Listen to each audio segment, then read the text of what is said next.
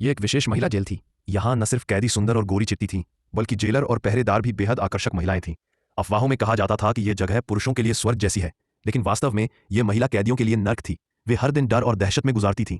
जरा सी अवहेलना होने पर वे महिला पहरेदारों के अत्याचार का शिकार बन जाती। जो शारीरिक रूप से मजबूत होती उन्हें मार मार कर अधमरा कर दिया जाता, और जो कमजोर होती उन्हें सीधे भट्टी में फेंक दिया जाता। इतने कठोर अत्याचारों के बीच वे केवल चुपचाप सहन करती थीं, डरती थीं कि कहीं अगला नंबर उनका ना आ जाए। इसी जगह पर बेला को उम्र कैद की सजा सुनाकर लाया गया था। जेल में कदम रखते ही उसने कैदियों के अजीब व्यवहार को महसूस कर लिया। वे ऊपर ऊपर से सौहार्दपूर्ण दिखती थीं, लेकिन भीतर ही भीतर हर कोई अपना स्वार्थ लिए घूमता था। उदाहरण के लिए, शांत दिखने वाली दामी चुपके चुपके अपने प्रेमी होंग येन को चिट्ठियां भेज रही थी। उसका राज जेल की सरदार ब्लैक जी ने देख लिया और तुरंत पहरेदारों को जाकर चुगली कर दी। उसी दिन जब सभी कैदी बाहर काम पर निकले हुए थे, दामी को अचानक बुला लिया गया। तलाशी में उसके शरीर से चिट्ठियां मिल गईं। भले ही उनमें कोई ठोस सबूत नहीं था, लेकिन जेलर क्रोध से भर उठी।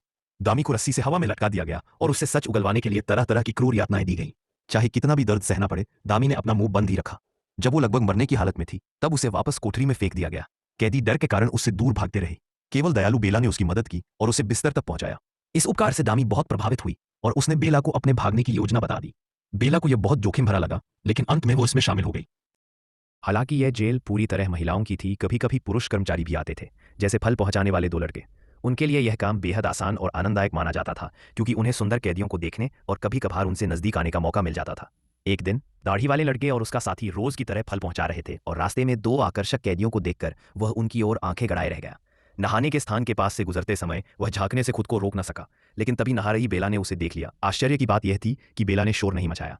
इसके बजाय वह चुपके से रसोई में गई और एक चाकू उठा लिया। जब दाढ़ी वाला लड़का सामान लेकर अंदर आया, तब बेला अचानक उसके पीछे प्रकट हुई और चाकू तानकर उससे कहा कि वह उसकी जेल तोड़ योजना में मदद करे। उसने वादा किया कि अगर योजना सफल हुई तो वह उसके साथ चली जाएगी। लेकिन तभी एक फिर भी इस बार के अत्याचारों ने उसकी इच्छा शक्ति को नहीं तोड़ा, बल्कि उसके भागने के संकल्प को और मजबूत कर दिया।